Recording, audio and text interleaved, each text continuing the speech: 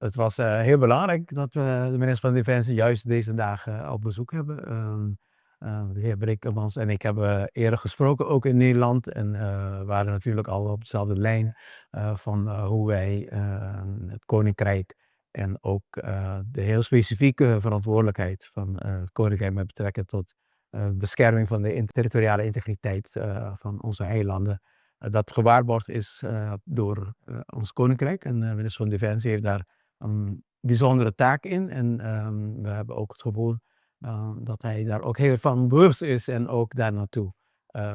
Ook in alles wat er gedaan is, heel duidelijk zijn aanwezigheid heeft getoond. We hebben constant contact gehad, direct met de minister, ook via de heer Hansen. En ik heb vandaag met de minister gedeeld dat het weer eens gebleken is hoe belangrijk het is dat Aruba onderdeel uitmaakt van het Koninkrijk. We hebben moeilijke dagen gekend, maar het feit dat wij in ieder geval de paraplu hebben van het Koninkrijk heeft onze eiland veiliger gemaakt in een heel turbulente tijd. En ik heb die dankbaarheid uitgesproken aan de minister die daarvoor ook heeft gezorgd.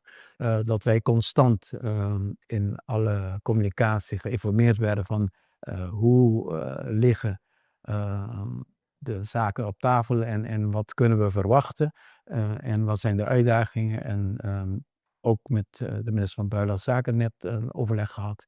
En ook via de minister van Buitenlandse Zaken ook duidelijke indicaties gekregen dat wij allemaal verwachten nu dat het wat rustiger wordt in de regio. En dat waarderen we uiteindelijk en dat vinden we heel belangrijk. En minister, dank voor uw bezoek op een heel belangrijk moment. Zeker, dank u. Zeker.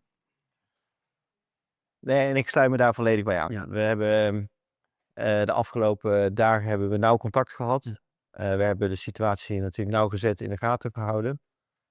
Ik vond het ook belangrijk om hier vandaag te zijn. Dit bezoek was al langer gepland, maar komt eigenlijk heel goed uit.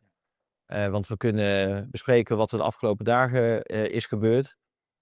Maar natuurlijk ook vooral van belang om te benadrukken dat de situatie nu stabiel is. Ja. Dat het luchtruim weer open is. Dat in die zin dat het ook rustig is natuurlijk hier op het eiland. En dat wij vanuit Defensie dat we nauwgezet in de gaten houden wat er verder gebeurt.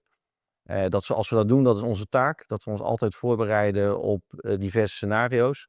Maar dat er op dit moment geen sprake is van een dreiging. Ja. Maar dat het natuurlijk wel vanuit onze taak voor de veiligheid en ook stabiliteit hier op de eilanden en hier op Aruba. Dat we steeds ook weer kijken wat er nodig is om goed voorbereid te zijn. En indien nodig om ook paraat te staan om te ondersteunen waar nodig. We hebben goed overleg gehad en ik kijk uit dat we natuurlijk ook in de komende periode nauw in contact zullen zijn. Ja, en graag als u ook de boodschap overbrengen aan minister Schoof. Ja. Die was ook heel attent.